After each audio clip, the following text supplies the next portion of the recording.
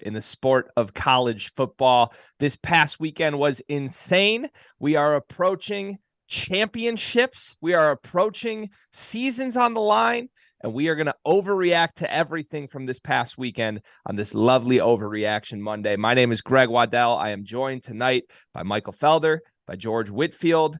We are brought to you by Bet Rivers. You can find us on the SiriusXM app, and you can watch us on the YouTube channel, The Field of 12, if you're watching us over there. And I don't know why you wouldn't want to watch us, by the way. If you're just listening to us, you should probably want to see the visuals on this. You never know what Michael Felder and George Whitfield are going to bring to the table. Felder's always got this backdrop. He's got hats. He's got footballs behind him. George has got jerseys as far as the eye can see.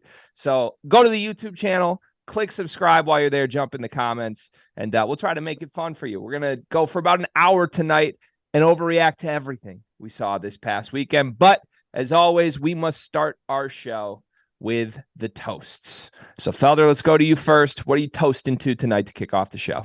Honestly, man, I've been dealing with a lot of family stuff. I'm going to toast to my grandpa, the guy that I can't do this job without him. Grandpa passed away a couple of weeks ago. We just had his funeral, and he's the guy that got me into sports. That got my entire family into sports. He put sports on TV even when he lost his vision, he couldn't see, but he could see that we weren't watching sports, and he made sure we always watched sports. So I'm gonna cheers to John L. Felder. John L. Felder, sir. John L. Felder. Cheers. That's right. What you got, George? I was of many minds. Obviously, it's going to be hard to follow up John L. Felder. So mine's going to be more surface, more fandom. And one of the great stories in college football, and I'm going to go around the game. Yeah. We all are geeked up about that, but I'm going to go to Fort Collins. Yes. Not Fort Collins. Sorry, Fort Worth. What am I talking about? Fort Collins. Fort Worth. If I'm an engineering student who's a freshman on that campus today, if I'm a member of the band, if I'm a member of that faculty, if I'm part of the on-campus security, if I'm the dude that locks and unlocks doors on that campus, I'm rocking my purple and silver all day because my frogs are undefeated. I hope the story keeps going for these guys. They haven't had water in a long time down there in Fort Worth. Michael Felder just put up the Hook'em Frogs or the Horned Frogs. TCU Horned Frogs. Keep the story going, baby. Keep rolling. Mm-hmm. Cheers. And just so we all do know, we do know that the Horned Frogs are not amphibians. They are actually reptiles. Indeed. Oh. There you go. What's the difference, Felder? What's the difference? Give us some anatomy here. They're reptiles. They have a cloaca, and they're closer related to lizards than they are to actual frogs. Wow. Okay. What he said. Learn something new every night, man. It's not just football. Actually, I'm used to Felder bringing out the notepad. He's got his notes always. I got him. All right, I'll keep this short and sweet. I won't go into too much detail. We're not going to talk about this guy tonight. Maybe we will later this week, depending on when news breaks. But if there's one figure in college football that I think is sitting back right now, right this very second, with a hefty cocktail in his hand, I think that's Lane Kiffin. Hello. So all cheers to you, Lane Kiffin. Blink the glass. And his agent. Yes. Yeah. And there are chess moves being made, sir. We'll leave it at that. And maybe no teasers, but maybe later this week we can break some news down there. For now, we'll just leave it at a simple cheers. Tonight, gentlemen, we're going to get into a lot of great things that I'm excited to hear everything that you guys have to say about. We're going to talk USC. Obviously, we are going to talk about the game, Michigan, Ohio State, with Heisman implications, with playoff implications galore. We got to talk Clemson. They're quietly just hanging around with that one loss, looking like they're going to be the ACC champions. Can they still make the playoff? We've even got some more surprises in store later in the show. But first, we got to start with what I think was the surprise of the week, which was Tennessee taking their second L of the season. Spencer Rattler. I mean, look, the narrative of this guy, his career arc at this point, I don't think anybody could have necessarily predicted Sure. This performance, given all we've seen from him, 6 touchdowns, 0 interceptions, and it has to be said on the front end, Hendon Hooker, torn ACL. That's tragic news. You hate to see that. This is a guy who defined this season of college football to me with his play in the front half of the year. So, George, let's just go to you first. Obviously, a shocking result. Does this result mean that the SEC is now locked in to just one team in the college football playoff? Not at all. Not at all. The SEC came into this weekend, as I think Felder they have in the last couple weekends. These guys got seemingly 3 or 4 different ways to get 2 in. Oh, if we can't get that, we got that. Okay, if he's not in, he's in. He's rolling right there. And if he can't cover that, stand up. He got it right there. They got so many combinations. It's 1 if Georgia wins out now. Right. If LSU beats them, like just even simpler terms, Georgia has a seat. Come win, lose, draw, or whatever happens at LSU, they could really rest their starters, take the loss, and they're still going on in. Maybe not that drastic, but LSU winning, Georgia still goes. Georgia wins, Georgia goes. So LSU could make it a 2-team deal there. But that's the only way. Yeah. That's the only way. And to get 2 win, that means that Georgia will have to not try against LSU, and I don't think that's going to happen. Am I wrong, Greg?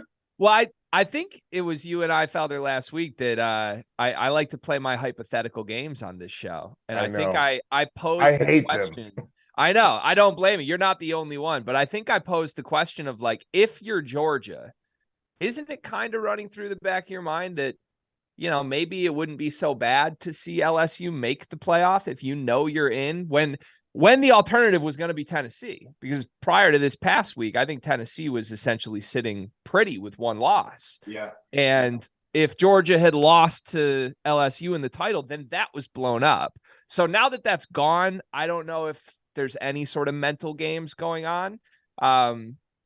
Look, Georgia's not going to have a slip up the way Tennessee did, right? They host Georgia Tech, and then they're going to be 15-point favorites, if not more, against LSU in the SEC championship. So I think from my side, like, I think this is pretty much a done deal. It's 1 team. Yeah. Is there, you guys both agree 100% if LSU wins the SEC with 2 losses, they're bumping somebody out? Correct. You got to put them in. You got to put them in. There's no way one can walk around with the SEC championship belt and be out on the sidewalk. They will get into this exclusive. So who gets bumped out? Now that's the question. And it'd be Clemson, right? It would have to be. Clemson would be out. You're talking LSU goes in, Georgia goes in, Big Ten champ is in. Yeah. Undefeated TCU. Or, yes, an undefeated TCU also bumps out USC. And Clemson. So USC and Clemson. TCU would if they hold serve, they have their seat locked. Because they have that special thing that the other 2 coastal conferences don't have, which is an undefeated conference champ. They can hold those guys out if they win. They lose, they're going to be the first one to get jumped out. Sure. Truly. Hey, can I say one quick thing on the quarterbacks of this game? The game is so, I hate to say Shakespearean, but all year we watched the story of Hendon Hooker. Rise, roll, roll. They have a seat for him in New York, and I hope he still keeps his seat in New York. Right. Really, truly. He'll miss, next week's game, and that's it. He still has a whole body of work. But we watched this whole, just incredible saga with Hendon Hooker. It lands at South Carolina at the same time. Look what comes launching out of there on the same field, same night. Rattler's redemption. Same field, same game. Yeah. Spencer Rattler, as a country, we watched him in the QB1 show and all that. We worked with him in Elite 11. Then he gets to Oklahoma. We know all that happened at Oklahoma. Waiting in the wings, finally gets his turn. When he finally steps out there to start, the most megawatt quarterback in college football, who's still green, is sitting behind you, and Caleb Williams. You go through all that. They boo you in your own home student section. You make peace. You transfer. You really can't get it going in South Carolina on a national level. You have some good wins. But damn, if one of the biggest games of your life doesn't happen in one of the biggest home games South Carolina's had. Greg, run his statistics back again from that game. It's just worth hearing it again. Oh, 100% it is. Let me get them just to make sure. I know it was 6 touchdowns, 0 interceptions. Let me pull the yards. Hold on.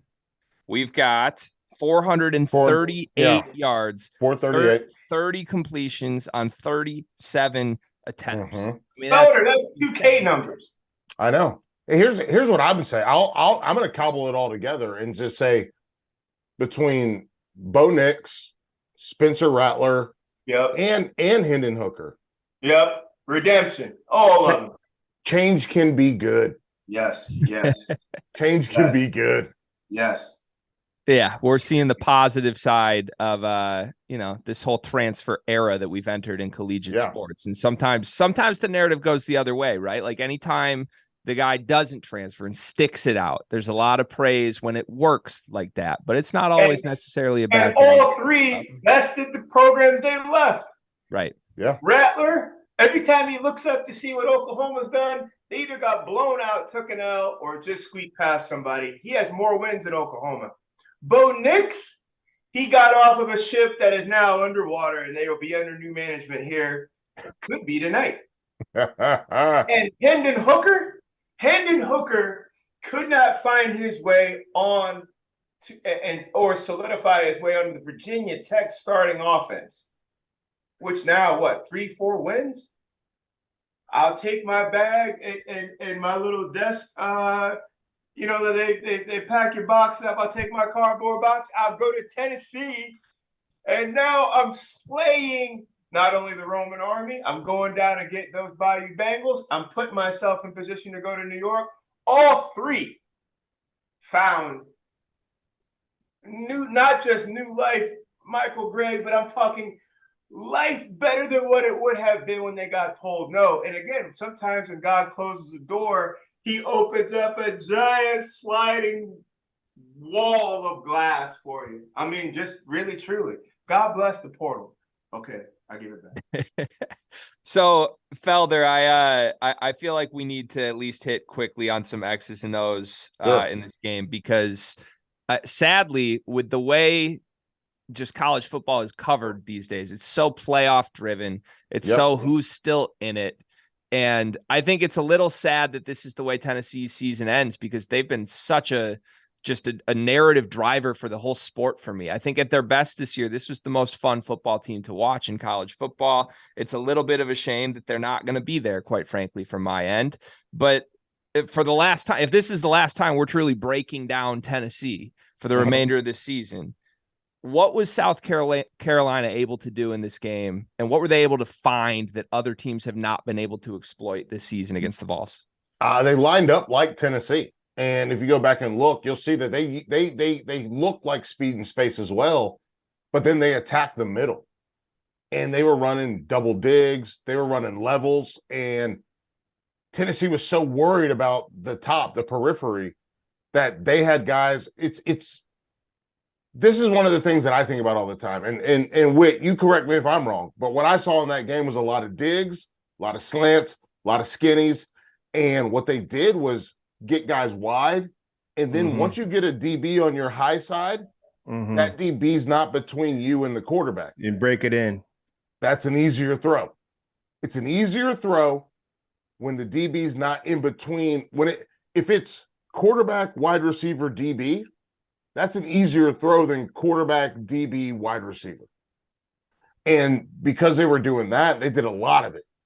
The touchdown that my man had, just catches a quick slant or catches a quick in, and then he just scoots in between everybody, bad tackling, and now we got a touchdown. Tennessee's hasn't been known for tackling all year. Which got him, and it really hit him. Yeah. The other couple things they did real well, Felder, 3rd down, 8 out of 11. Mm-hmm. 8 out of 11. There wasn't even a punt in the game, I don't think, until the third quarter. Right. 8 out of 11 on third downs, which you got to take your hat off to that South Carolina offensive staff, staying ahead of the chains. Yep. They ran for 153 yards. So they still stayed true to that. 153 yards is some solid work against that Tennessee front seven. Yeah. But passing wise, Felder's right.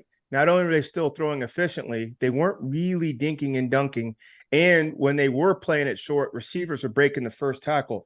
12 yards per pass play. Yeah. You're getting nearly a first down every time you call something. And Michael's right. Greg, when they do widen that box out with the formation, you drag those linebackers out and you scoot those safeties back and they just start carving up. The deal that has to now take place, timing and accuracy on your quarterback. Which is what Rattler is good at. Which he's very good at. He's very good at. For those of you at home who's like, what is Spencer Rattler's game? He is closer to a Garoppolo, yes, or a Kirk Cousins. Like, and again, those two make 9 figures, and they're bona fide starters. Lincoln Riley wasn't lying when he said that Spencer Rattler's the best thrower of the football that he's coached. This guy can hit his spots. Yep. He just needs to know where the spots are. And on Saturday night, he knew where the spots were. Yep. Remember those old Atlanta Braves pitchers, Glavine, Smoltz, Maddox. None of those guys like blew you over with the ball. They just paint corners. They were surgical. Yeah. They understood your tendencies better than you could pick up theirs. Yep. And then all of a sudden they got you out here fishing, out. You're out. They're not the big behemoth 106-mile-an-hour guy, 102-mile-an-hour right, guy. They're not Randy Johnson. They're not. And that's Rattler. Fastballs come in at 90, 91, but you're out here fishing for it. And he really put it together. But that's 8 out of 11 on third down. Unbelievable. For a full game. Unbelievable. Yeah, it was special stuff. All right. Well, Tennessee, I just want to say on behalf of the Field of 12 Network to your football program, thank you for the entertainment this year. Thank you for all the stories we got to talk about, because it was a pleasure to cover this football team. And no, the season is not over, although Hendon Hooker's is. We all hope we get to see him at the Heisman Trophy. At the Heisman, indeed. Hooker for the Heisman, sir. Well, not gone yet. It's not gone yet. I need to see him. I need to see him in what is it? In the April, start of May. That's when I want to see him. Yeah. Go get that point. bread. Good point. Amen to that. All right, let's move out west. We mentioned Lincoln quickly. Let's go to his land. USC, a big win. I don't know how many times I can say big. They come from behind. They're down early in that game to UCLA. Caleb Williams, phenomenal, 470 yards, 3 touchdowns. And USC is now in pole position to win this Pac-12 conference. We've talked about how this conference has sort of cannibalized itself this year. Yes. Bunch of teams knocking each other off. I mean, Washington, I looked at the standings today. All of a sudden, Washington's sitting there with just 2 losses on the year after it seemed like they had 2 losses 2 months ago. And there's a lot of good football teams in that league. USC, if they can come out of it, I have a hard time believing that they might get snubbed from that college football playoff. So for the purpose of Overreaction Monday, Felder, if USC wins out, they're in. Am I right or wrong? You're right.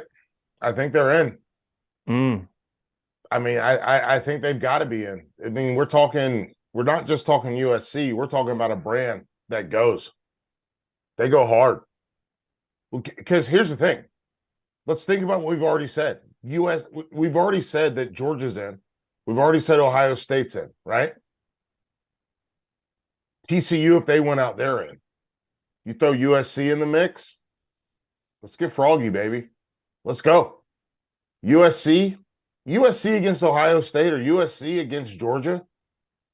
That's a game to watch, just to watch. I don't know if it's going to be really a 12-rounder, but I don't need it. I'm not talking about it. Did you see what I'm doing? I'm not talking about a 12. Oh, yeah. Ratings for sure. Money. I need money for my family. Oh, yeah. you got to put them in. And this is the part that's been precarious for TCU for a long time, for the last back half of the season. TCU has already had this happen to them. Yep. They've already had Ohio State go 3 spots ahead of them and be like, Yep. hey, man, we didn't do anything wrong. They're like, yeah, but we need money for our family. And and Ohio State, Alabama, we need this game. And TCU, game. They have to be breathing very, very cautiously down there. Yeah. I talked to Brian Eskridge. I talked to Landry Burdine. Like, both of those guys, they both are like, they have to be perfect. Otherwise, any excuse to get them out, to get a team like an Ohio State, to get a team like a Michigan, to get a team like a USC in, they're going to take that. And plus, SC has a nationally televised game, primetime game against Notre Dame. Yeah. Carson Palmer won his Heisman against Notre Dame doing this. The other teams have made a big splash back in the BCS and these big primetime November, get close to Thanksgiving games. They got that. Following week, they'll have Oregon or Utah in a big primetime Pac-12 game. If they beat both of those two teams, it's going to be awfully noisy coming from Southern California. That is enough. That's enough spring for them to get over TCU, possibly even undefeated. One thing I keep watching when I watch SC, I keep saying it, they're a year ahead. They're a year ahead. This is house money. How cool is that? How cool is that? Then I remember in The Last Dance. You guys remember The Last Dance? Like the Michael Jordan doc? Yes, the most anticipated thing in the world because now COVID hit and now here we get it. I remember B.J. Armstrong saying when Jordan returned back to the Bulls, the dynamic changed. And he said, Michael's job was to close the game out. Yeah. He let us play. Our job was to get the game competitive down the back stretch, and he will go in and win it. Finish the drill. And I keep trying to, how do you fit this around SC? To me, that's close to SC. They're not knockout artists. They don't pounce on you early. Arizona was within a touchdown. Cal was within 8. They get past UCLA after DTR throws 3 interceptions. Yep. It's still only a field goal. Doesn't matter. If you have Caleb Williams on the field, and from defense, special teams, and all the stuff he's already doing down the first 3 quarters, get me in the 4th quarter. I'll win this. I'll close it out. And that's just what he's been doing. That is the best way I can process what are the Trojans. They aren't knockout artists. They've been winning all these split decisions, but they have Caleb Williams. So really, if you put him in any game, if USC is able to kind of hang around, smoke and mirrors or hang around or tie up gloves or do whatever it is, and they get into round 10, 11, 12, with any of these teams, they have Caleb Williams. It's going to be like the story slowly is how much can he will these guys to do coming down these next 2 weeks, and then we'll see what he does in the playoffs if they get there. See, George, go ahead, Felder. No, you go ahead. Go ahead. I'll throw a quick number and then I'll throw it right back to you. But so I think to your point about not being a knockout artist, right? They haven't thrown the first punch in a game in a month. If you go back and look at first quarters, and we're not talking death row here of opponents, right? They played Arizona, Cal, Colorado, and then UCLA. They've been tied or trailing at the end of the first quarter in all 4 of those games. Wow. And have they found a way to win? Hell yeah, they have, because of Caleb Williams. But it's just interesting to me because I wonder when the quality of opponent goes up, which I don't know if you would say that it is against Notre Dame. That's a team that people are very polarized on. But certainly whoever they get in the Pac-12 championship, and then if they got to the playoff, that's the type of thing where do you really want to find yourself 2 scores down to Georgia? And I know Caleb Williams can climb out of any hole from what we've seen, but that's a hole I don't know that team has seen yet. Felder, what were you going to say, though? What I was going to say was it's very similar to what you're going to say is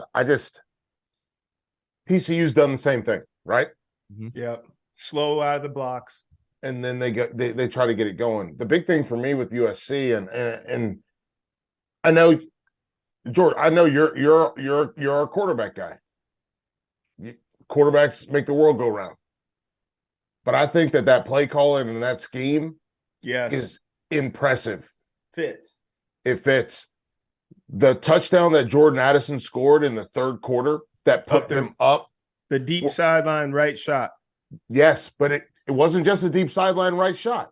It was tight end on a wing, Jordan Addison in the backfield. As a running back. The actual running back split out wide. And UCLA was completely confused. And just for those who are rolling with us, the Cowboys did this way back when they put T.O. in the backfield. Defenses kind of blindly look at offensive players like personnel packages. They just look at certain packages. If I'm a linebacker, I have whoever is back there next to the quarterback. Bingo. Very rarely do they turn and specify he's wearing a single digit or an 80-something number. If I'm a corner, whoever comes trotting all the way out by the boundary, I go there regardless. So if you send a fullback out to me as a corner, I guess I got him. And you put your best receiver in the backfield. Bingo. This 250-pound linebacker, I guess I got him. And that's what Michael Felder is saying. Just by switching roles, not effectiveness, just by switching roles, it triggers matchups that no one wants on defense. Who cares? Go guard our fullback. Take your 4-3-5 corner and guard that fullback. Guard the hell out of him.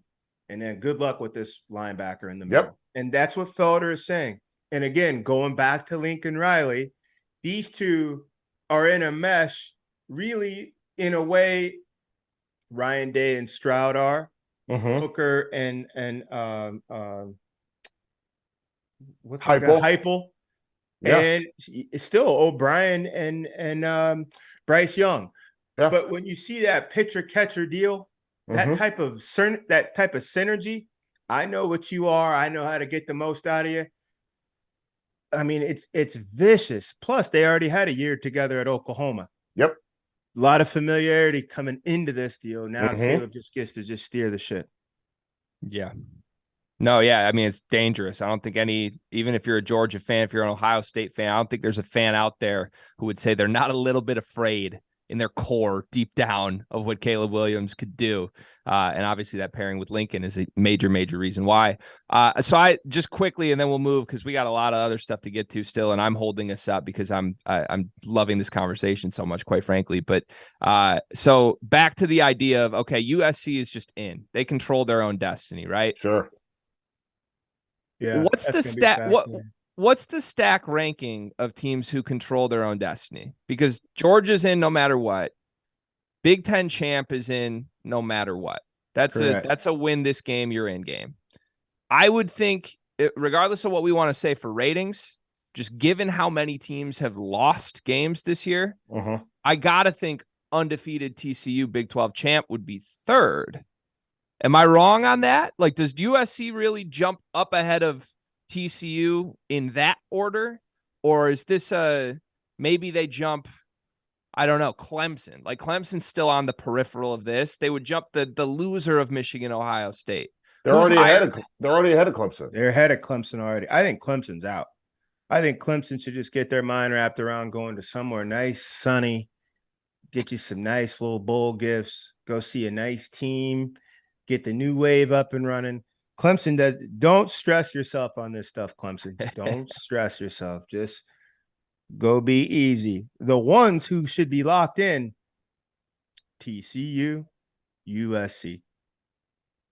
And LSU, you got to keep going down to Baton Rouge. If we're talking about teams that can control their destiny, no one has to get a bigger win than LSU. Sure. Win in Atlanta, you go. Lose, home. And it's the same for TCU and it's the same for USC. So really, truly, LSU is sitting at the same table, not as clean, not as strong, but same fate. Yeah. Same fate. So is LSU third in that rank then? If those three teams win out, if USC wins out, one loss, Pac-12 champ, TCU wins out, undefeated Big 12 champ, LSU wins out, beats Georgia, 2-loss SEC champ. LSU's in for sure, but they're not the number 1 seed. Sure, and then we'll get Georgia on the back end. Then that's 4. No, because then you still got Michigan, Ohio State though. Somebody's got to be out from that. If group. LSU wins, the Big Ten champ is the number 1 seed because they're the 2 teams sitting behind them. So it'd be Big Ten champ 1st seed.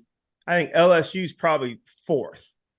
Maybe they're 3rd if TCU gets in. Big Ten champ 1. You could still put Georgia. I don't know what they do with Georgia, LSU. If I lose to you, could I still stay ahead of you? Either way, those 3 teams are in. Big Ten champ and 2 from SEC. And then TCU. So it would be USC who then gets outside looking in, right? But wait a second. We just said it 15 minutes ago. And Felder, you made the great point. If the Trojans, with the brand they have, go into South Bend and then have another big knockout game against some heavyweights, either going to be Utah as a top 10 team or an Oregon's a top 10, 12 team. They beat those 2 teams. We just talked about how USC now could have enough spring to hop over the Frogs, even an undefeated Frog. No, you can't leave an undefeated Power 5 team out. You cannot. Or at least I don't think you can do that in a year where you're putting a 2-loss team in. I think you might be able to do it with a 1-loss team, but well, SEC teams with 1 with 2 would be crazy. Technically, we didn't put LSU in there; they got themselves in there. Oh, they only got themselves in there by the crown. They had to go get that crown. Sure, and I understand. All I'm saying is the 6 guys that made the decision on what the playoff is going to be, the 5 conference commissioners plus Jack Swarbrick from Notre Dame. None of them signed up to have one of their undefeated teams not get in. They never signed up for that, and that will never happen. So, but I always go back. When I hear that, I always go back. When they all sat down, knowing you have a 4-seat dance, we have 5 conferences, and there's an absolute way that all of our conference champs could be undefeated. Somebody's not getting in. So they had to have seen the scenario already. We could have an undefeated whoever champ and go home.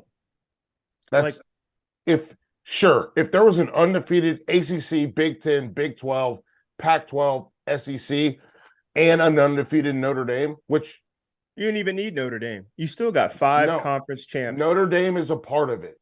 I know they're a part of it, but the point that I'm making is if there was an if that happened where all 5 plus Notre Dame were undefeated, they would have to make a hard decision. They bet on the idea that this will never happen. Or that they don't want to go to 8 because you either go to 4 or 8. Going to 6 means you get a first round bye. You don't just for that scenario, you just need one more undefeated team to be left out. So 5 suffices because you only have 4. Notre Dame doing that also is just more havoc. But I'm saying they had to have looked at this. And when they get inside there, and I'm telling you, when I texted Andy Staples, and Felder, it might have been you and I on here about a month ago or 5 weeks ago. And right when the very first polls came out, Greg, I texted Staples, who's a senior writer for Sports Illustrated. I said, do they lean resume or do they lean 4 best teams? And he texted back in all caps, 4 best teams. Right. I know what we're all saying about resume, and I hope the TCU thing keeps running. But man, oh man, if Caleb Williams rips up Notre Dame, rips up Oregon or Utah, I don't know who technically is the 2 up there. That's 2 ranked wins. And then he's standing there and they're saying, are we really going to hold the Trojans out? And TCU also makes that's what TCU's already terrified of that. And I don't want it to happen to them. I'll be honest with you. I don't want it to happen to them. I don't want to watch them get leapfrogged because it's better television. I don't want it to happen to them. And I'm like, listen, this is me kind of opening up. I don't want them to, if they do everything they're supposed to do, they win every game that they play, every game that's on their schedule. That's not the team that you leave out. That's all I'm saying. That's it. All right. So I'll flip it. Felder, you're in the crib. Your 20 closest buddies. You got the man cave. Everybody's down there. The beer is sweating. Wings are hot. You got the remote in your hand.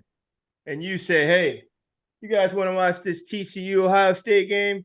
Or do you guys want to watch this USC Ohio State game? What do you think you and your closest friends are going to wind up on? Forget their ramifications and who went where. Which game is your crew going to want to see? Everybody's going to go names. That's what we do. That's what people do. Meaning what? They're going to go names. USC is a name. Ohio State's a name. You're going to go name on name.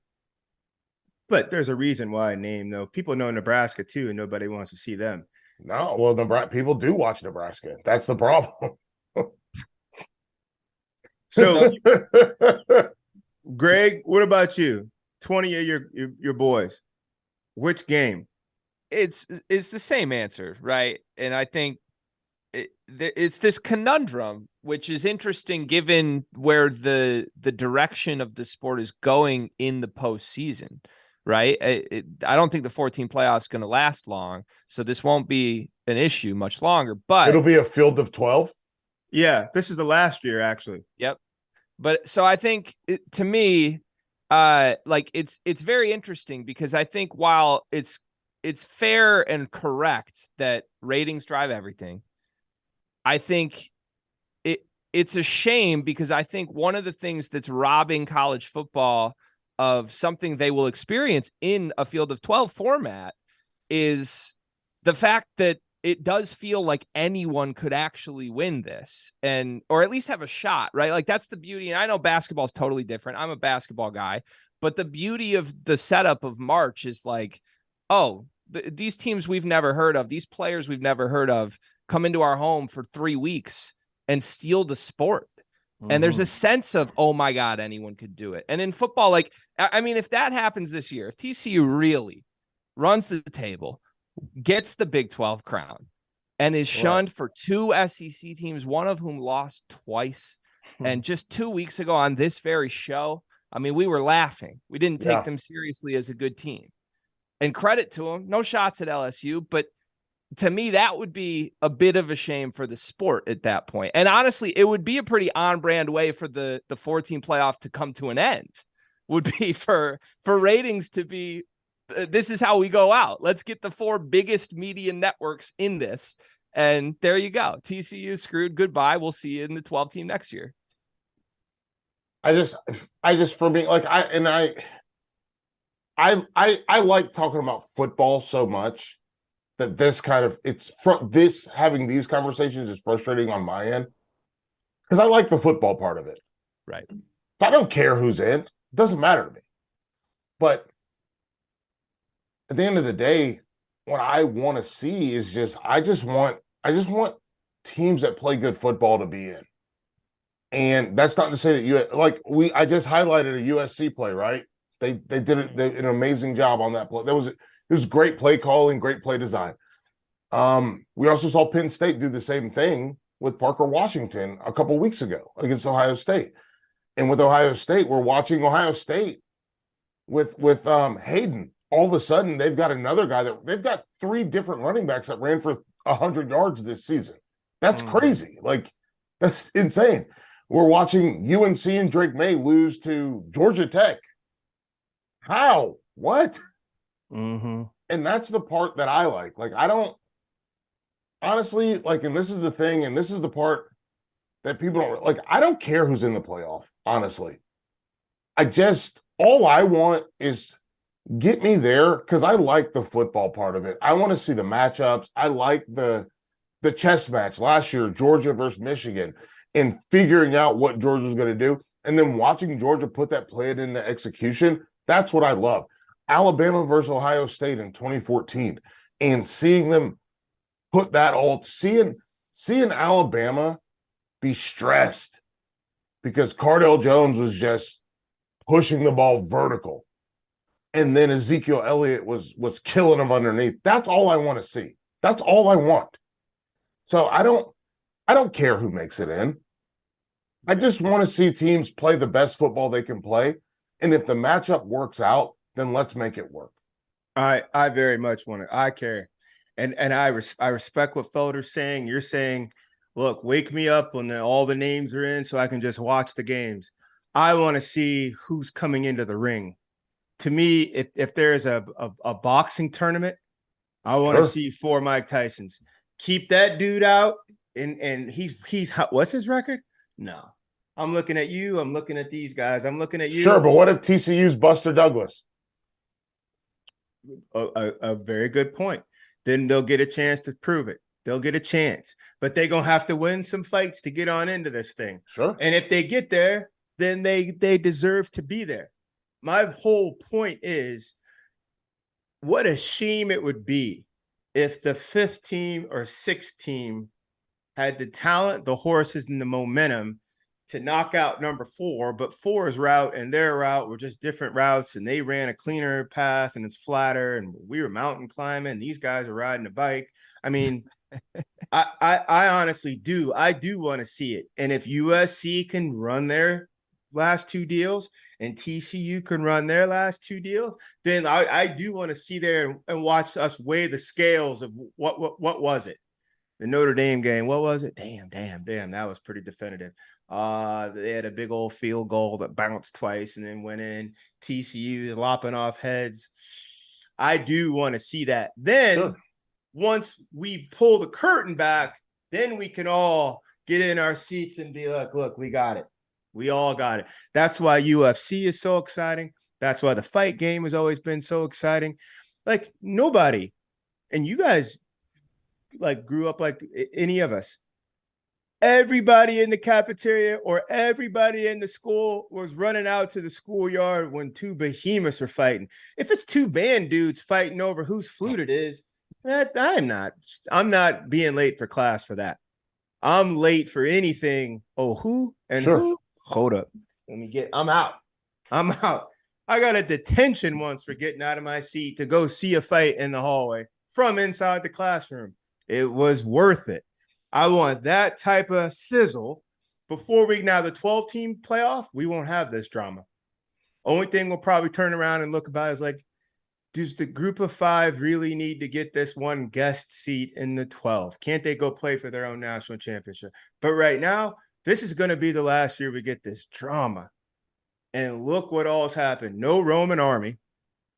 The 2 Big Ten behemoths left the rest of the conference behind and are going to settle it on the last day of the season. USC has hung around, and now they're outlasting everybody else out west. And I'll be damned if TCU don't still have the lights on down south. And here we go. Everybody's chasing the White Walkers. Yeah. So first of all, very nuanced discussion here. I love honestly, the fact that you guys are on sort of opposite sides of, do we care about this, do we not, is fascinating, because I love both of your perspectives on this. The only thing I would just throw into the pot here, off of how you ended this, George, would be that I don't think the fight necessarily goes away when the playoff expands. I think the fight just could happen on the field. And meaning, or the drama, maybe, right? Like when you're talking, we love the drama. We love that all these killers have to go out and out resume each other, outperform, and put the shiniest bow on their season in order to be deserving of a spot. Yeah, maybe the regular season loses luster, but if you throw those guys into the pit, into the single elimination, I still think that drama persists. It just happens on the field going forward. And to throw onto that, I loved your analogy of 2 guys at school, they get in a fight. My only thing there would be, I don't want to watch the band geek get beat up, but God forbid if the band geek beat up the bully, maybe we still talk about that 20 years from now, right? Well, I'm saying you're not sprinting across the school to go watch the 2 kids in the band who one said I'm first chair and the other one said, no, I'm first chair. And these 2 are just, chest bumping each other out in the hall. I'm not coming for that. I don't even really care about it. If you tell me the D tackle and the catcher in the baseball team, I need to go see that. That's worth going to see. Or the dude that's the dope guy who you can always go. He said, what? Time to go. That's what you want. Ask Felder. Felder never ran to go see 2 band members squab. He wanted to go see 2 silverbacks. That's what you want. Am I right or left, Felder? No, you're right. I think TCU is I think they are silverback. There you go. There we go. All right.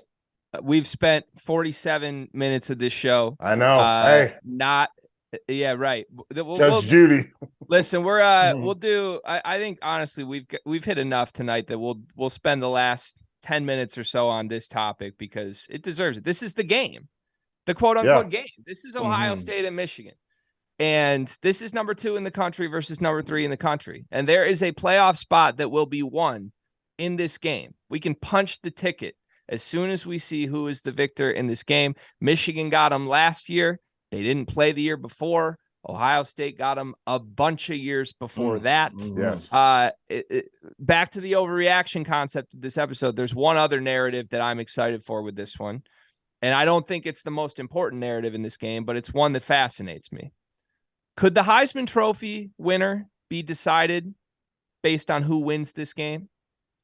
Is this a CJ Stroud versus Blake Corum? Winner gets the Heisman if they have a great day. And obviously Blake Corum needs to be healthy. But Felder, let's go to you first here. Do you think Felder, that could happen from this game? I think it could.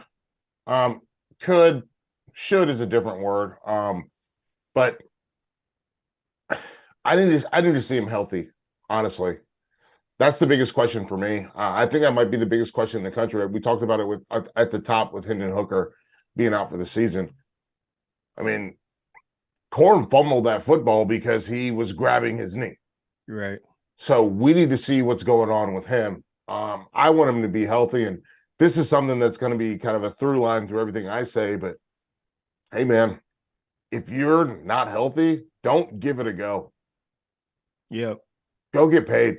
Because this is as much as this game means to people in media or to the fans, at the end of the day, you can't risk getting hurt more right now. That's it. I bet he does give it a go. I bet he hasn't been in any practice reps. I bet they got him sitting on an ice block somewhere. Yep. I bet he does come out.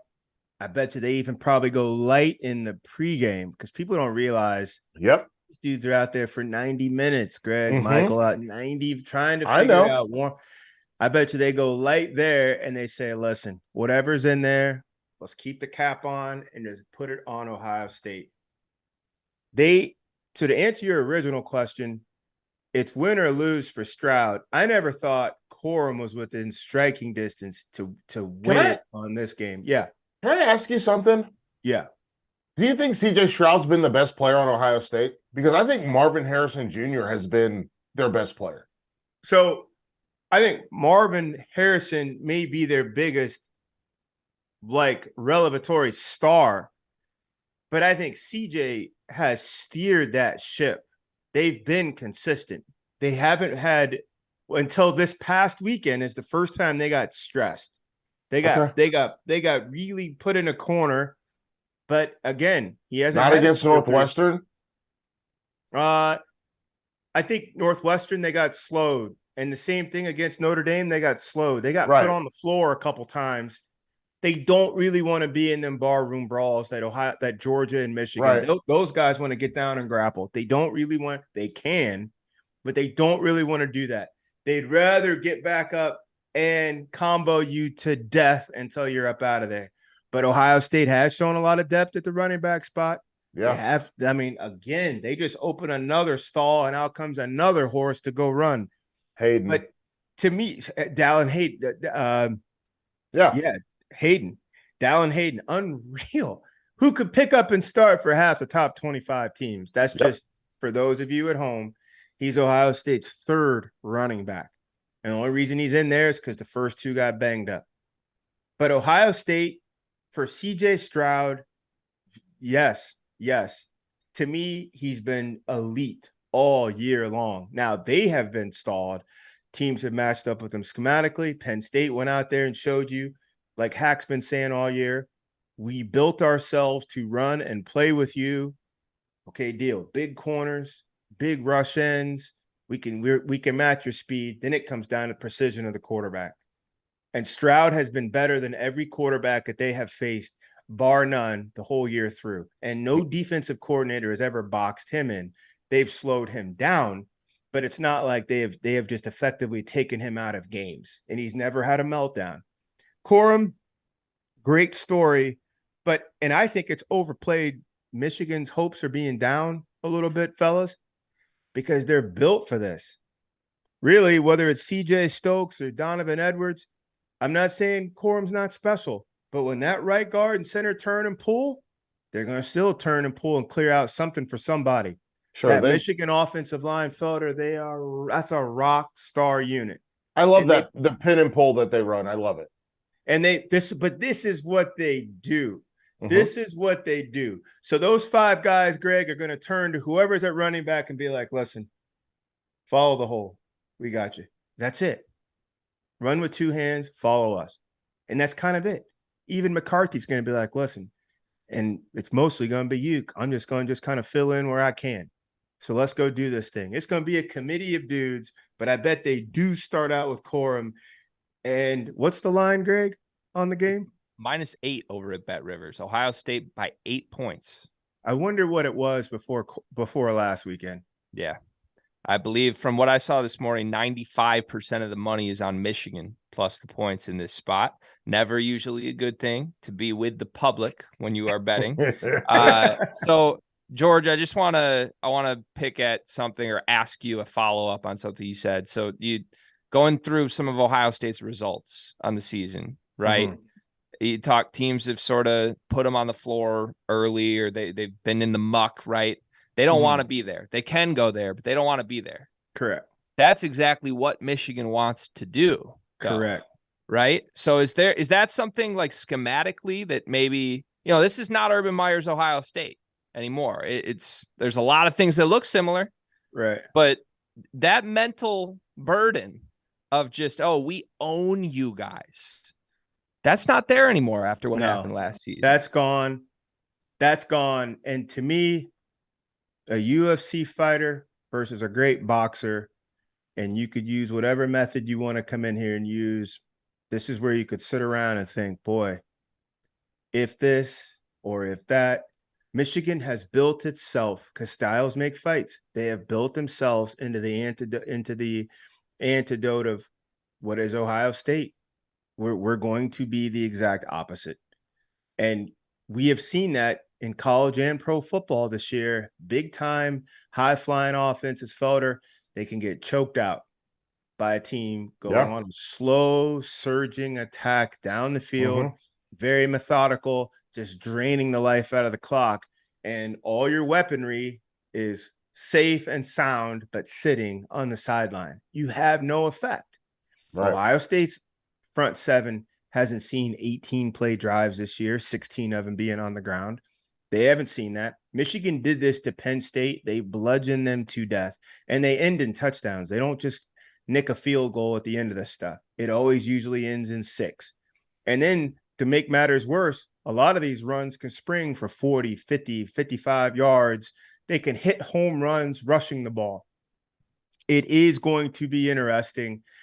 The only real question is, if Michigan falls behind by 2 touchdowns, it negates their whole style of play.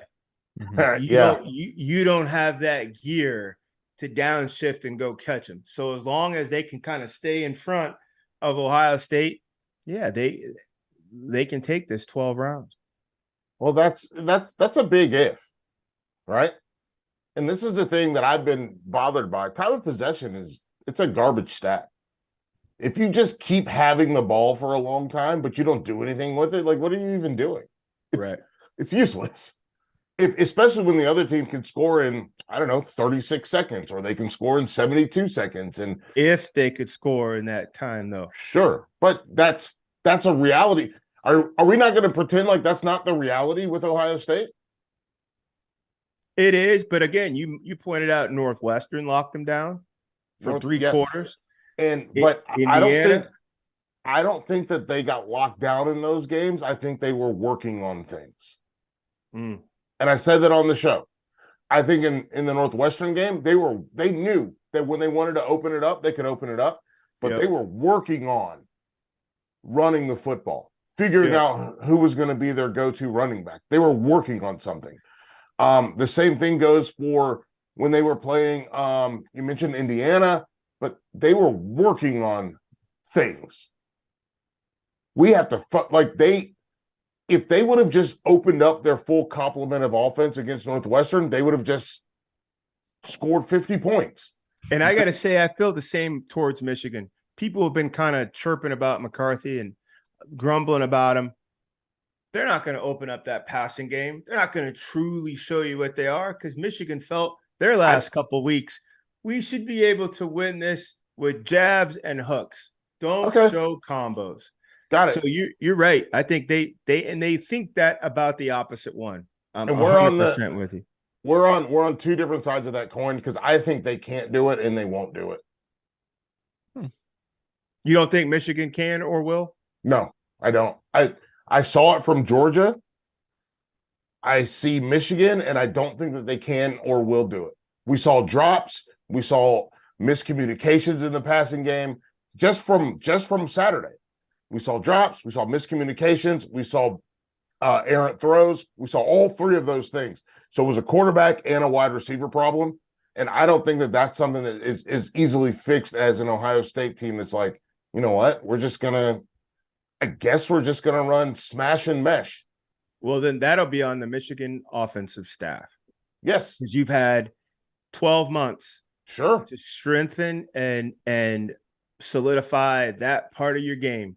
We all know what you lead with, but the secondary part of your offense, that has to come on. And of all the heavyweight teams, I don't think anybody has a stronger lead hand in Michigan's run game, but also I don't think anybody has a stronger secondary attack than Michigan's passing. Everybody else seems to like somehow, some way have both functional, right? Yeah. So anyway. All right. Yep. Speaking of functional, Greg, I know we got to do it. Let's do it. Yeah, well, let's jump in. And by the way, just quickly, we set the lines up to -8. Producer Trevor dug this up for us. It was -7 last week. So it's only jumped a point with the injury, which surprises me a little bit. But let's get to our 3 stars. You know the drill. We've got a quarterback. We've got a skill guy. We've got a defender. We'll go around the horn. We'll go Felder. Then we'll go George. Then we'll go myself. Let's do our quarterbacks first. Felder, who's your quarterback this week? I'm going to go Max Duggan. I'm going to leave Spencer Rattler on the table for one of you guys. Ooh. So I'm going Max. This is a guy that threw for over 300. He ran for another touchdown, 2 touchdowns for him in a TCU game that they had to have it. George? I'm going to leave Spencer Rattler. And again, we respect him, love the breakout. Caleb Williams for me. USC, Caleb Big Williams. Game. It's all in front of him. I have to take Spencer Rattler. I'm changing my pick. I'm not even going to say who my original pick was. You leave me the guy with 6 touchdowns who beats Tennessee. Hell yeah, I'll take that guy. Felder, who's your skill guy? Who you got? I'm going Jordan Addison. I've harped on this play consistently when him coming out of the backfield, but he had over 170 yards receiving, and he's a big time playmaker. I'm going with Dallin Hayden, Ohio State. Next up, running back, got a lot done to finish the game for them. I'll go. I thought this was the performance of the week for me. Bijan Robinson, 25 carries, 243 yards, 4 touchdowns, ran for 10 yards a carry. They just obliterated Kansas. I didn't see that coming personally. Felder, defense, who you got? That hurt my Jayhawks a little bit, man. But I'm going to go JL Skinner. 2 interceptions for Boise State, a safety that just went out there and got the job done. They needed that win to make sure that they put themselves in the Mountain West championship game. I'm gonna let you go here first. I'll jump in. I'll take an Oregon Duck here. I'm taking Bennett Williams. Led the team in tackles, 14 of them on the day. 2 interceptions in that ball game. Just stupid numbers. Bennett Williams is my pick of the week. And my defensive pick wore a visor, not a helmet. South Carolina defensive coordinator Clayton White. The game plan he put together against Hendon Hooker, and that those guys are hotter than fish grease. Alabama couldn't solve it. LSU couldn't solve it. South Carolina shut them down. Clayton White, South Carolina defensive coordinator. It's a hell of a pick. I think that's a first. I've been doing these 3 stars all year long. I think that's the first coordinator getting a nod. There we go. So shout out to George Whitfield for playing that card for us. Look, gentlemen, this was very fun. I love that we're in the home stretch of this season. I can just get the playoff juices going right now. I'm ready for elimination style football this week when Michigan, Ohio State kicks off. We will be back here breaking it down every single What are you night looking forward to the most for Thanksgiving? Oh, it's a great question. Mom stuffing is my answer. George? Yes, the food, also the games. You sound like Tom Cruise. Let's go. Greg, get us out of here. What's your answer? You can't blow that up and then not even give us an answer. What are you looking forward to? I cook everything, dude. Wow. Wow. I get all the above. Ice out. Yeah. Oh yeah, we said this last week. I think Felder. Whenever the Field of 12 has their Thanksgiving get together one day, we got Felder in the kitchen for us. So you can only guess what that entails. Maybe Felder will tweet out a picture of it. I don't know. Happy Thanksgiving to you two gentlemen. Happy Thanksgiving to everybody watching, and we will be back here tomorrow night once again on the Field of 12.